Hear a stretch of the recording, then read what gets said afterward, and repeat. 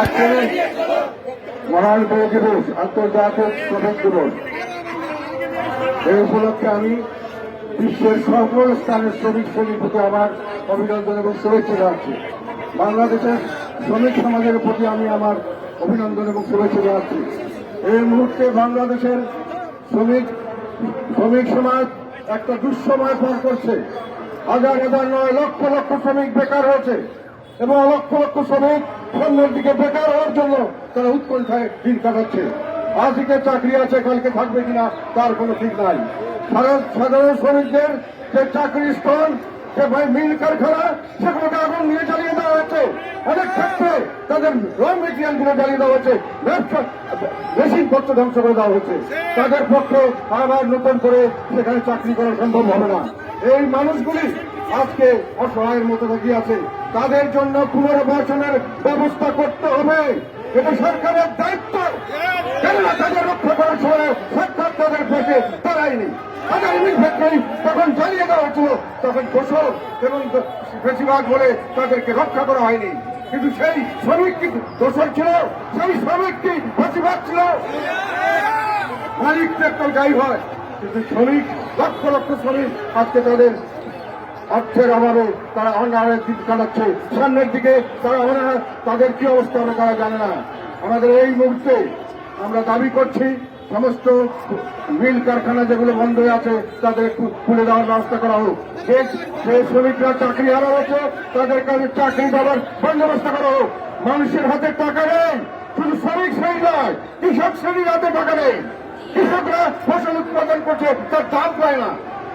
আমরা দেখেছি গতবার এই যে আমাদের যখন রমজান মাস, বর্তমান সরকার বাহাদুরি করলেন, সব নিত্য প্রয়োজনীয় জিনিসের দাম অনেক কম, কিন্তু তারা বুঝলেন না এই অনেক কমের জন্য কত আমার কৃষক তার চোখের পানি ফেলছে, কত শীতল কৃষক তার ঘর বাড়ি বিক্রি করে তারা পথের ফকিরতে পৌঁছেছে। তাদেরকে তুললে তারা পায়নি, সেটা সরকার দেখেননি। এখন জিনিসপত্রের দাম বাড়ছে, এখন তাদের হাতে টাকা নেই। তাদের হাতে কোনো টাকা নেই, শ্রমিকদের হাতে টাকা নেই, কৃষকদের হাতে টাকা নেই, ব্যবসায়ীদের হাতে টাকা নেই। কেননা ব্যবসায়ীরা সবখানে মন্দা, অনেক সময় অনেক ব্যবসা বন্ধ হয়ে যাচ্ছে, তাদের কর্মচারীরা চাকরি হারাচ্ছে। একই সঙ্গে সরকারি কর্মচারীরাও একইভাবে বিভিন্ন সময় বিভিন্নভাবে নির্যাতিত। আজকে তাদের চাকরি আছে, কালকে দোষর হিসাবে চাকরি নাই, পরশুদিন তাদেরকে জেলে দেওয়া হচ্ছে। সাধারণ মানুষ, সাধারণ কর্মজীবীরা সবসময় উৎকণ্ঠায় দিন কাটাচ্ছে। আর দেশের পরিস্থিতি এই 1 বছরে কি হয়েছে? আমাদের বিশ্ব ব্যাংকের রিপোর্টে বলছে যে গত 1 বছরে তারা একটা ফোরকাস্টিং করেছে, দেশে অতি দরিদ্রের সংখ্যা 30 লক্ষের বেশি বেড়ে যাবে। যারা অতি দরিদ্র তার চেয়ে 30 লক্ষ বেশি হবে, আর 60 লক্ষের মতো বেশি হবে দরিদ্রের সংখ্যা। আমাদের দেশে এখন দরিদ্রের সংখ্যা আছে প্রায়, এখন এই মুহূর্তে তারা প্রেডিক্ট করছে যে প্রায় 4 কোটি, 3 কোটি 90 থেকে 4 কোটি লোক গরিব মানুষ। কাজে এই গরিব মানুষ কোন রকম কোন অর্থনৈতিক কোন কর্মকাণ্ড নেই, তারা ট্যাক্স দিচ্ছে না, সরকারের রেভিনিউ আর্নিং হচ্ছে না, কারণ দেশের জনগণের কাছে না, সরকারের হাতেও টাকা নেই, যারা টাকা ট্যাক্স দিতে পারছে না। কিন্তু ইকোনমিক কোন অ্যাক্টিভিটিস নয়। সরকার বিদেশ থেকে শুধু আসছে, আমাদের কি আসছে শুধু রেমিটেন্স, প্রবাসী আয়। এক্সপোর্ট গুলো কমে যাচ্ছে, প্রত্যেক দিন এক্সপোর্ট করে যাচ্ছে। নতুন কোন বিজনেস ইনভেস্টমেন্ট হচ্ছে না, নতুন কোন কলকারখানা খোলা হচ্ছে না, নতুন কোন চাকরির সুযোগ সৃষ্টি হচ্ছে না। শুধু রেমিটেন্সের উপর দেশ চলছে, এই রেমিটেন্সের উপরে ঝুঁকি আছে। তারপরে আমাদের যদি সামনের দিকে এই অবস্থায় চলতে থাকে, তাহলে আমরা বিশ্বের কোন রকম কোন জায়গায় আমরা কোন ঋণ পাবো না, ব্যাংক থেকে আমাদেরকে ঋণ দেবো না। সরকারের যতক্ষণ বৈধতা না আসে, সরকারের যতক্ষণ স্থিতিশীলতা না আসে রাজনৈতিক, ততক্ষণ কোন রকম বিনিয়োগ হবে না, কোন রকম ঋণ পাওয়া যাবে না, কোন ধরনের বিদেশি সাহায্য পাওয়া যাবে না, কোন ধরনের লং টার্ম এগ্রিমেন্ট হবে না। এই সরকার দেশকে একটা অজানা ভবিষ্যৎ এবং একটি বিশাল একটি বিপর্যয়ের দিকে দেশকে ধাবিত করছে। আমরা সেই জন্য বলতে চাই, বর্তমান সরকার প্রধান কিছুদিন আগে বলেছেন, তার রাজনৈতিক এজেন্ডার কথা বলেছেন, ওনারা যাতে স্বাভাবিক রাজনীতি, যেটা ওনারা মনে করছেন যে আমরা এক এলিট ক্লাস থেকে আরো এলিট ক্লাসে ক্ষমতা অর্জন, সেই রাজনীতি আমরা বন্ধ করতে চাই। আমরা তো সেটাই চেয়েছিলাম। আমরা চেয়েছিলাম একটি সুষ্ঠু নির্বাচন, আমরা সেই জন্যই এই সুষ্ঠু নির্বাচন এবং নির্বাচনের আগে একটি সুন্দর একটি আমাদের এক সংস্কার ব্যবস্থা চালু হবে। দেশের মানুষ যে স্বাভাবিক রাজনীতি করতে পারবে, দেশের মানুষের হাতে ভোটগুলি হবে, ইলেকশনগুলি হবে সত্যিকার ইলেকশন, যেখানে আবার সুষ্ঠু নিরপেক্ষ অন্তর্ভুক্তিমূলক নির্বাচন হবে। সেই নির্বাচনের মাধ্যমে দেশের জনগণ সরকারকে গ্রহণ করবে এবং দেশের জনগণ সেই নির্বাচনের মধ্যে দরকার হলে সেই সরকারকে তারা ঘুরে ছেড়ে দেবে। এটাই তো আমরা চেয়েছিলাম। অত্যন্ত দুঃখের সঙ্গে বলতে হচ্ছে, আমরা সেই জন্যই আমাদের অন্তর্বর্তীকালীন সরকারের প্রধান হিসেবে প্রফেসর ডক্টর মোহাম্মদ ইউনূসকে আমরা গ্রহণ করেছিলাম। এই কাজটি তিনি করবেন, নিরপেক্ষ, অত্যন্ত নির্লোভ, এবং আমরা মনে করেছিলাম তিনি সার্বিকভাবে নিরপেক্ষভাবে দেশের পরিচালনার জন্য তত উপযুক্ত। বিশ্বব্যাপী ওনার সুনাম আছে। আজকে দুঃখের সঙ্গে বলতে হয়, আমরা যে আস্থা ওনার উপর অর্পণ করেছিলাম, আমরা নিরাশ হয়েছি। উনি দেশের কোন রকম কোনো কিছু ভালো করতে পারেন নাই। দেশকে উনি ভালোভাবে চালাচ্ছেন না। উনি দেশকে যে সংস্কারের কথা বলছেন, সেই সংস্কারের যে নমুনা আমরা দেখতে পাচ্ছি, নিজস্ব একটি দল করে সেই দল সেই পুরোনো সংস্কৃতিতে চলে যাচ্ছেন।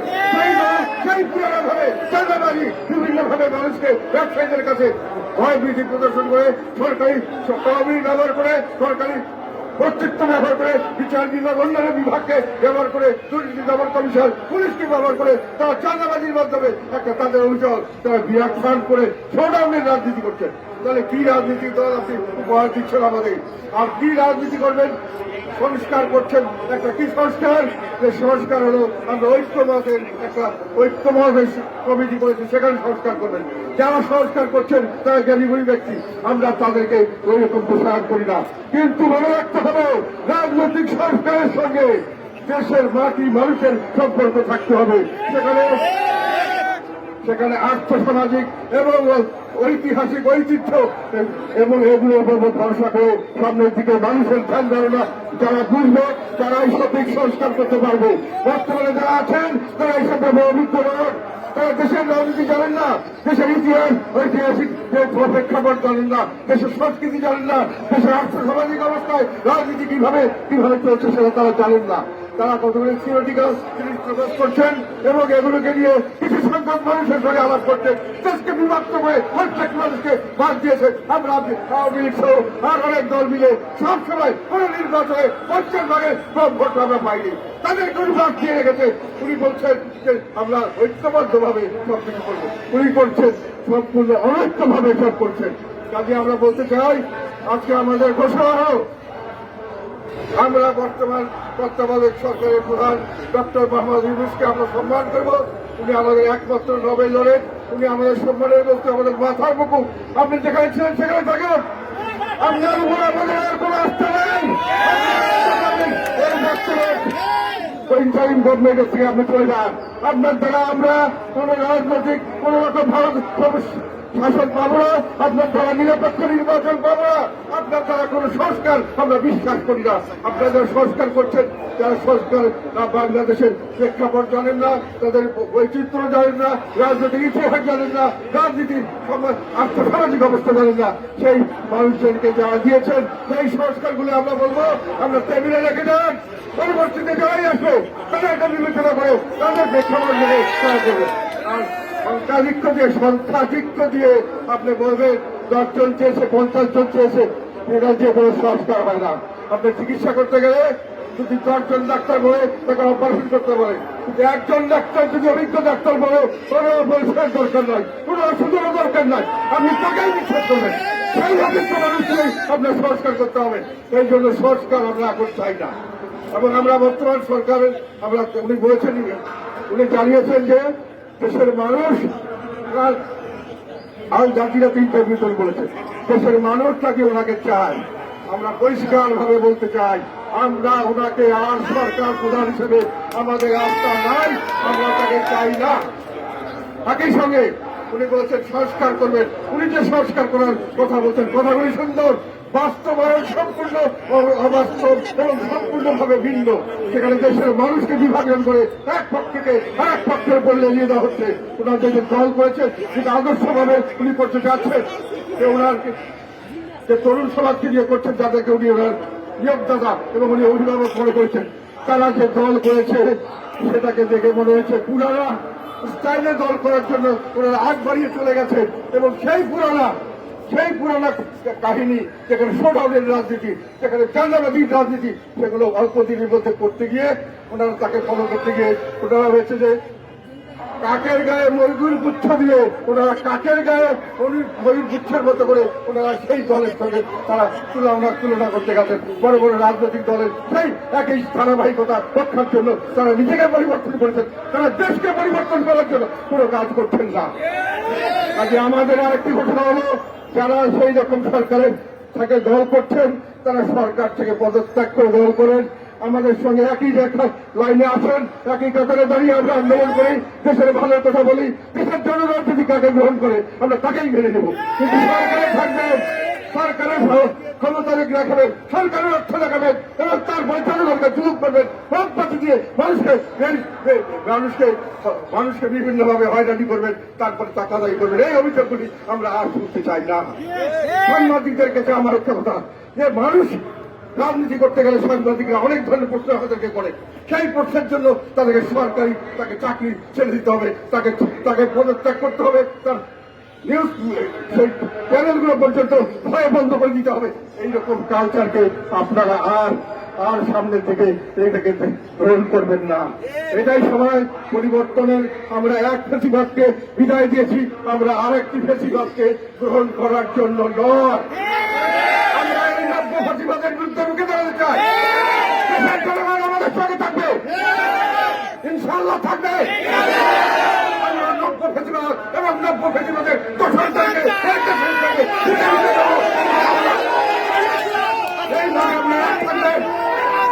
জনগণের ভালো আমরা দেখেছি, সবসময় দেখেছি, এখনো দেখছি। আমাদেরকে শুধু কোনো কারণ ছাড়া আমাদেরকে রাজনৈতিক প্রক্রিয়া থেকে বের করে দেওয়ার চেষ্টা করা হচ্ছে, আমাদেরকে ভোটাধিকার থেকে বঞ্চিত করার চেষ্টা করা হচ্ছে, আওয়ামী লীগকে করা হচ্ছে। কেন কোনটাই যে করবেন? কোনো সময় কেউ দোষ করলে তার দোষ তার নিজের দোষ, তার দলের দোষ না, তার ধর্মের দোষ না। সে ধর্ম হলে সেই খ্রিস্টান সবাই খারাপ, কি বৌদ্ধ সবাই খারাপ, তা নয়। বাংলাদেশে একটা খারাপ কাজ করলে বাইরে গিয়ে আমাদেরকে বলে বাংলাদেশ খারাপ, তার মানে বাংলাদেশে সব লোক সেই খারাপ নয়। কাজে আপনারা কাউকে নির্বাচন থেকে বাদ দিতে পারবেন না। সবাইকে নিয়ে নির্বাচন করতে হবে।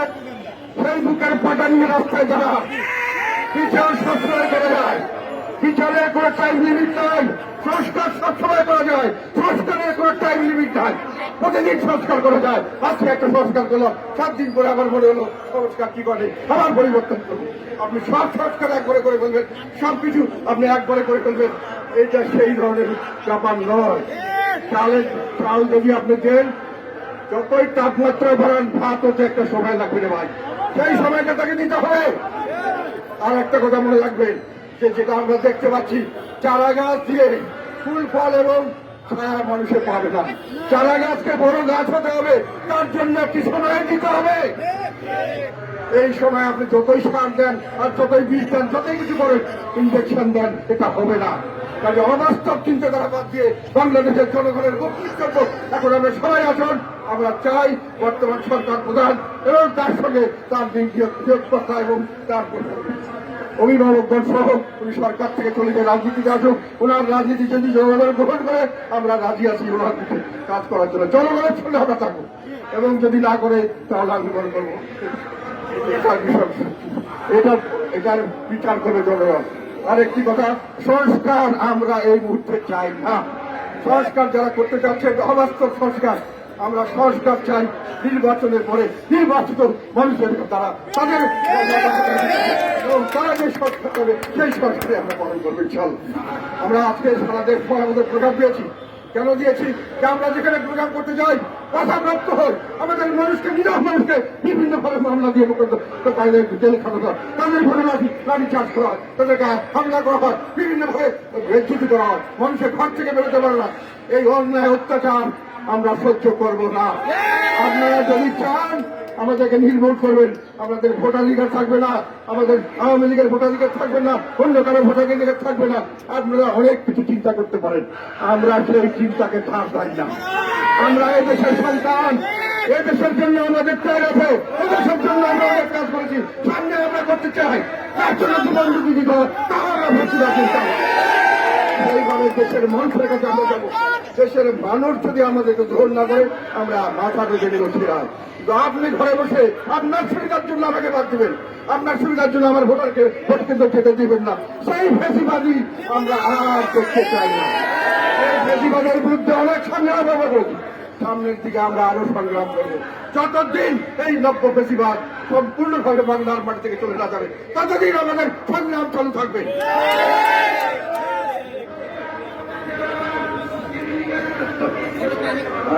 সবাইকে ধন্যবাদ।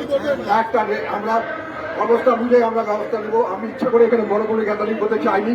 আমাদের শুধু এটাই দেখার বিষয় ছিল যে আমরা মাঠে আছি, মাঠে থাকবো। আমরা কোনো অপরাধ করি নাই, জনগণের চোখে যদি কোনো অপরাধ করে থাকি জনগণ আমাদের বিচার করবে। আপনি আমাদের বিচারের দায়িত্ব নেওয়া হয়, জনগণ আপনাকে সেই দায়িত্ব দেয় নাই। নির্বাচনের দায়িত্ব দিচ্ছে, তাও আমার সুষ্ঠু নিরপেক্ষ নির্বাচন, অন্তর্ভুক্তিমূলক নির্বাচন। সেই নির্বাচন যদি আপনি করতে পারছেন না, আপনি দয়া করে বিদায় হন। আপনার সংস্কার প্রস্তাব নিয়ে বিদায় হয়ে যান। সংস্কার প্রস্তাব আমরা করে দেখবো ইনশাআল্লাহ। আর অত্যাচার করলে আমরা রাজি আছি, তার বিরুদ্ধে আমরা রুখে দাঁড়াবো, ইনশাআল্লাহ দাঁড়াবো।